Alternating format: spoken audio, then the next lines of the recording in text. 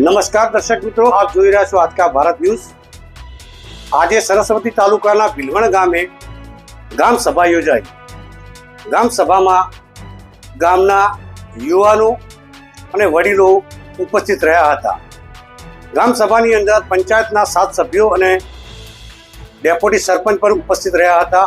તદુપરાંત તલાટી, કર્મ મંત્રી, આંગણવાડીની બહેનો અને સામૂહિક કલ્યાણ બહેનો પણ ઉપસ્થિત રહ્યા હતા।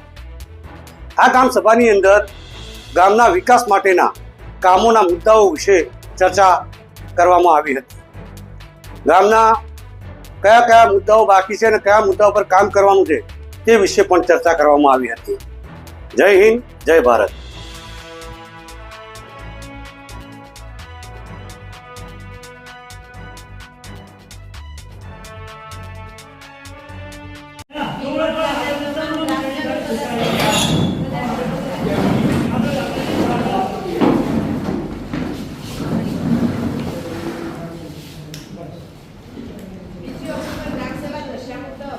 ભારત અભિયાન એને આવરી લેવામાં આવે છે।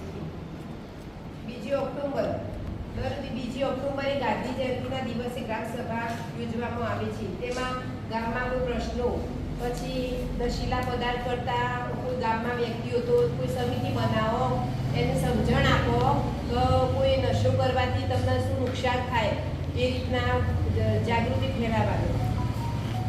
તમામ જિલ્લાઓમાં નશીલા પદાર્થો દુરુપયોગથી થતા નુકસાન અંગે જનજાગૃતિ ફેલાવવું તથા નશામુક્ત ભારત અભિયાન શરૂ કરેલ છે, જેમાં નશામુક્તિ સંદેશા વ્યાપક રીતે જન સુધી પહોંચાડવા માટે રાજ્યના તમામ જિલ્લામાં વિવિધ પ્રવૃત્તિઓ અને કાર્યક્રમો હાથ ધરવામાં આવ્યા છે। જે માટે વિવિધ પ્રવૃત્તિઓ હાથ ધરવા જણાવેલ છે, જેમાં નેશનલ હેલ્થ કોમ્બિનેશન 3 પ્રકારની સ્પર્ધાઓનું આયોજન છે। જેમાં પ્રથમ તબક્કામાં માય ગોડ પ્લેટફોર્મ પર ક્વિઝ સ્પર્ધા 25 ઓક્ટોબર 2025 થી 24 ઓક્ટોબર 25 સુધી વિદ્યાર્થી, યુવક, મહિલા 15 થી 29 વર્ષના એમને NSS, NCC, માય ભારત વેલી સામે કરી તાલુકા દીઠ 1000 પ્લેટફોર્મ ક્વિઝ સ્પર્ધાઓમાં ભાગીદાર બને તે માટે ગ્રામસભામાં પ્રચાર પ્રસારની કામગીરી કરવાની થાય છે।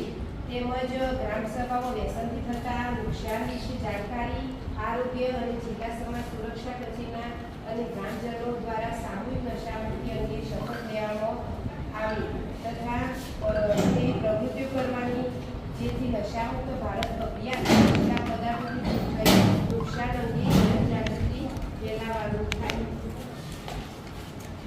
અંગેનો સંકલ્પ આદર્શ બાળ મિત્ર એટલે આદર્શ બાળ મિત્ર સંકલ્પ એટલે સુરક્ષિત બાળક, વિકસિત ભારત। અમો આજ રોજ ગામના તમામ ગ્રામજનો, સરપંચશ્રી, ગામના પંચાયતના સભ્યો, બાળ સુરક્ષા સમિતિ સભ્યો રાષ્ટ્રપિતા મહાત્મા ગાંધીના જન્મદિવસ 2 ઓક્ટોબર 25ના રોજ આજની સભામાં નીચેના મુદ્દાઓનો આપણે સંકલ્પ કરીએ છીએ કે આપણા ગામના તમામ બાળકોનો શાળામાં પ્રવેશ અને હાજરી સુનિશ્ચિત કરીશું। કોઈ પણ બાળક ચાલુ અભ્યાસે શાળા છોડી ન જાય તેની કાળજી રાખીશું। આપણા ગામના તમામ બાળકોની નિયમિત રીતે સ્વાસ્થ્યની કાળજી લેવા આરોગ્ય ચકાસણી અને રસીકરણ કરાવીશું।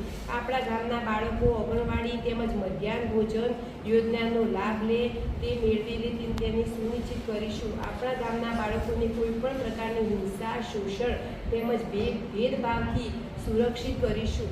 આપણા ગામના બાળ વિવાહ મુક્ત ગામ બનાવીશું અને ગામમાં બાળ વિવાહ થતા અટકાવીશું। આપણા ગામનું કોઈ પણ બાળક મજૂરી કરશે નહીં અને ગામને બાળ મજૂરી મુક્ત પણ બનાવીશું। આપણા ગામના નિયમિત બાળ પંચાયત યોજી બાળકોને મુદ્દાઓને પ્રાથમિકતા આપીશું।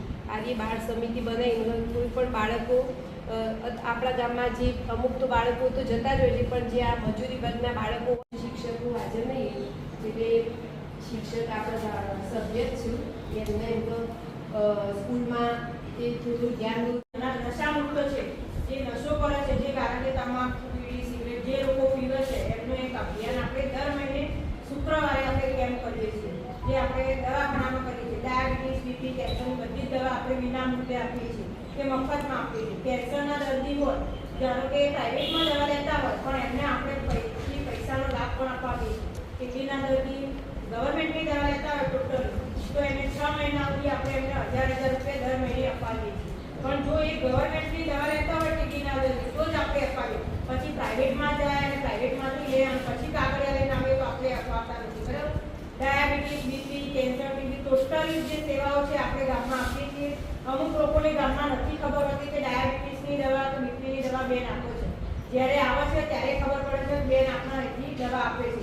તો જેને નથી ખબર એ લોકોને આપણે જાણ કરીએ કે જેથી કરીને કોઈ ગરીબ વર્ગનું હોય એમને ખબર પડે કે આપણા ગામમાં મફત દવા મળે છે તો શું એ લોકો પ્રાઇવેટમાંથી દવા ના લાવે. તો આટલી જાણ કરજો. જે લોકો ગરીબ હોય કે પોકી વળતા હોય એમને કંઈ વાંધો નથી પણ એ ભલે પોકી વળતા હોય પણ આપણા ગામમાંથી દવા લે તો સારું રહે.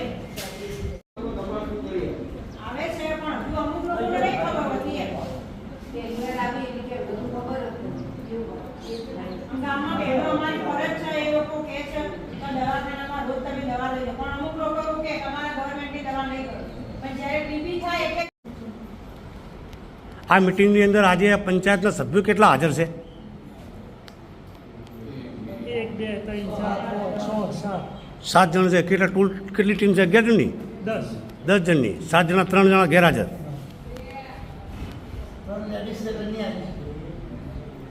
ફોન કર્યો આજ આ ગ્રામ સભાની અંદર આપણે કયા કયા મુદ્દા ગામના છે એ મૂકો અને જણાવો બેનને કે ભાઈ આજના આ સભાની અંદર કયા કયા મુદ્દા મૂકવાના હતા. કેમ કે હજુ સુધી કોઈ પણ વ્યક્તિએ એક પણ મુદ્દો મૂક્યો નથી. એટલે કોઈ પણ મુદ્દો હોય તો મુદ્દો મૂકો. સફાઈનો મૂકો, પાણીનો મૂકો, ગટરનો મૂકો, રોડ રસ્તાનો મૂકો. શિક્ષકોનું જો આવું તલાટી આવું આરોગ્યવાળીની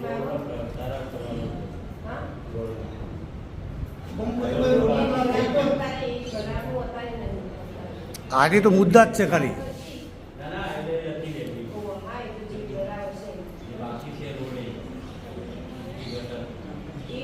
બધા વિકાસના કામનું આવશે તમારા ગામમાં કોઈ જાતનું સફાઈ વાળું કોઈ ના આવતું હોય કોઈ હોય તો રજૂઆત કરો. કોઈને પાણીની તકલીફ હોય, રોડ રસ્તા ગટરની તકલીફ હોય, કોઈ મહેલા પોળોની અંદર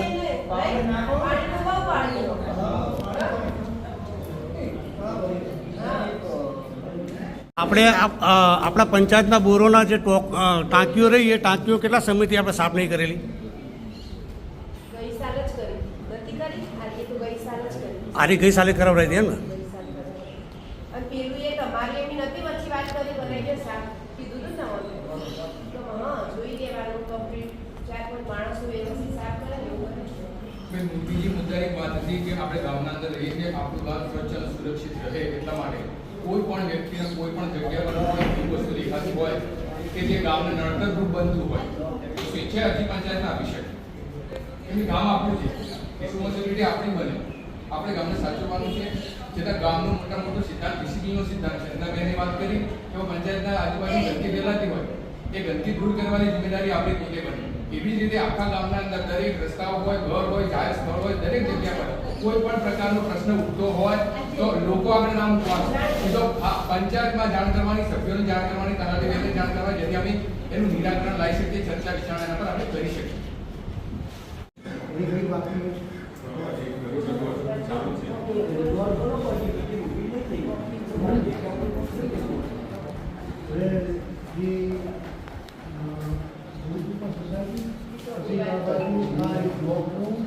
પછી ગટર લાઈનનું કામ તમને હા એ તો ગ્રાન્ટ આવે તો થઈ જાય ને. હા એ તો ગ્રાન્ટ આવશે એની તમારી ગ્રાન્ટ આવશે તો બાકી છે ને જગ્યાઓ એના એ બ્લોક બાકી ઇન્દિરાનગર હોય જે ગ્રાન્ટ આવશે એ બધું આપણી ગ્રાન્ટ ઉભો થાય. જેમ જેમ ગ્રાન્ટ આવે આ સ્ટ્રીટ લાઇટિંગ કહીએ એ તો મેં રમેશભાઈ લખીને આપેલા છે. આ કોન્ટેક્ટ રમેશભાઈ જગ્યા પર રમેશભાઈ તમારી વાત થઈ ને તરત ની વાતમાં આવે એટલે કિંમત આની થોડી લખીને આપી દેજો એટલે તરત તૈયાર હું લઈ લઈશ. હવે ખાલી કિંમત ખબર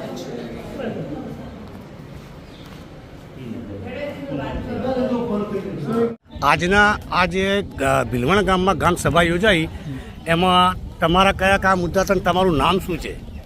મારું નામ મકવાણા હરજીભાઈ વીરાભાઈ, રહેવાસી ભીલવણ. આજની ગામ સભામાં અમારા અનુસૂચિત જાતિના મહોલ્લામાં એટલે કે રોહિતવાસમાં સ્ટ્રીટ લાઇટ બંધ જ હાલતમાં છે. એક તો એ રજૂઆત કરી. પછી ઇન્દિરાનગરની અંદર બાકી જે પેવરનું કામ, રોડ પેવરનું કામ, બ્લોકનું કામ બાકી છે. રોહિતવાસમાં પણ હજુ અધૂરું કામ છે, એ રજૂઆત કરી. ત્યારબાદ જે રોહિતવાસ નવાવાસમાં બ્લોક તેમજ ગટર લાઇનનું ખાસ રજૂઆત કરેલ છે. તો આ કામ ઘણા સમયથી બાકી છે, તો અમે અગાઉ પણ રજૂઆત કરેલી છે પંચાયતમાં, અને આજે ગામ સભામાં ફરીવાર પણ અમે રજૂઆત કરીએ છીએ. માટે આગળ અધિકારી સાહેબો આનું જલ્દી યોગ્ય પગલાં લે અને જે તે ઘટતી કાર્યવાહી કરે. અને આ વિશે અમારે બીજું ખાસ કહેવાનું કે જે ગામની અંદર અમુક જગ્યાઓ ઉપર સાફ સફાઈની પણ જરૂર છે. કોટાળા, ઝાડો જે ગામની આજુબાજુમાં છે એ પણ રજૂઆત કરી છે. ગામની સ્વચ્છતા આપણે ગામમાં પોતે જ રાખવાની, પણ જ્યારે અમે આ રજૂઆત કરીએ એટલે એ રજૂઆત શ્રી અધિકારીઓને ધ્યાને લેવાની. અને મુખ્ય માગણીઓ તો જે ગટર લાઇન, રોડની લાઇન, બ્લોક, આ બધું અન્ય જરૂરી છે. હાઈસ્કૂલથી ગામ તરફ આવવાનો રસ્તો જે 1 કિલોમીટરનો છે, નાના બાળકો ચાલીને આવે છે, બહુ સોકડો રસ્તો છે. અને આ 2 કિલોમીટરનો રોડ છે. આ 2 કિલોમીટરનો રોડ ખરેખર 2 ફૂટ સાઈડ પહોળો કરવા જેવો છે. આ અમારી ખાસ માગણી છે. આ વિશે આપ શ્રી અધિકારીશ્રીને અમારી ખાસ જાણ છે. તો આના વિશે જલ્દી અમને યોગ્ય આ કામ કરવા મહેરબાની, નમ્ર વિનંતી છે.